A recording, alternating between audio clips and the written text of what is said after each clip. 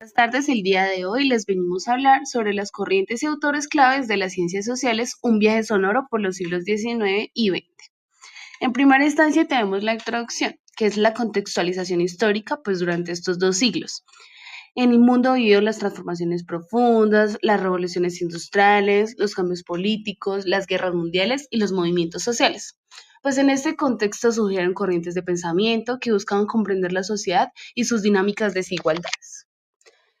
Eh, en ello encontramos el positivismo en el siglo XIX, donde su autor principal es Auguste Comte, donde él hace un contexto y lo explica donde nace en plena revolución industrial y en un momento en el que la ciencia y la razón ganaban terreno. Algunos de sus aportes fueron que propuso ampliar el método científico al estudio de la sociedad, acuñó el término de sociología.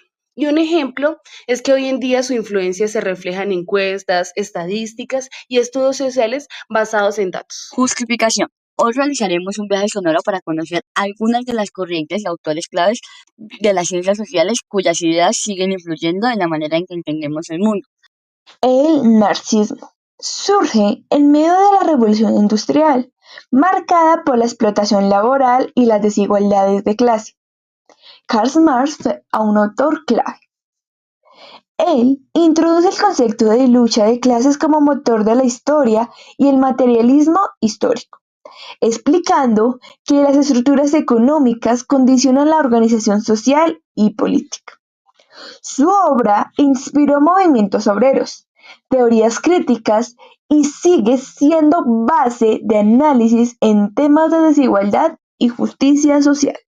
Desde el marxismo con Friedrich Engels, nacido en Alemania en la época de la Revolución Industrial, un momento de fuertes desigualdades sociales, explotación obrera y transformación económica, él siendo hijo de un industrial textil, Engels conoció de primera mano las condiciones de la clase trabajadora en fábricas en Inglaterra, lo que lo llevó a criticar fuertemente el capitalismo. Junto con Karl Marx, fue uno de los fundadores del socialismo científico y del materialismo histórico.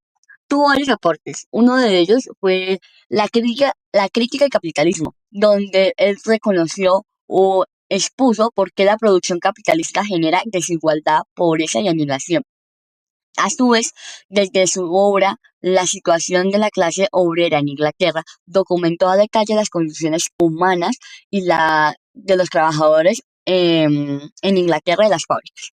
A su vez, junto con Marx, diseñaron el Manifiesto Comunista. En este plantearon diferentes luchas donde se podía promover o evitar esas clases sociales en la historia.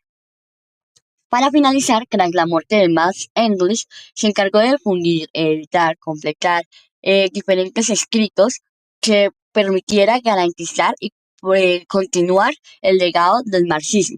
Un ejemplo, o bueno, para concluir esto, podríamos decir que no solo se evidencia la miseria del proletario, sino que también inspiró a movimientos sindicales y revoluciones en Europa. Émile Durkheim, Francia 1858-1917. Se consolidó en el contexto de la Tercera República Francesa, buscando establecer la sociología como una ciencia académica rigurosa y autónoma.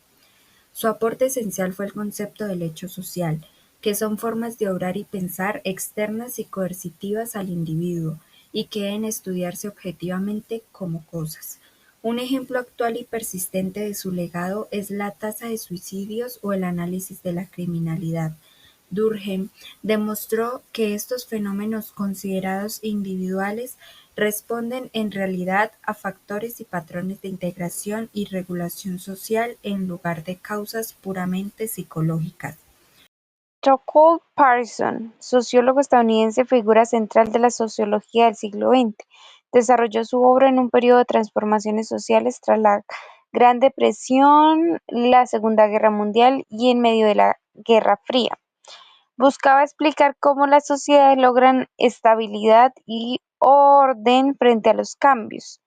Principales aportes: fue un exponente funcionalismo estructural, consideraba a la sociedad como un sistema interdependiente donde cada institución cumplía una función esencial para el equilibrio social.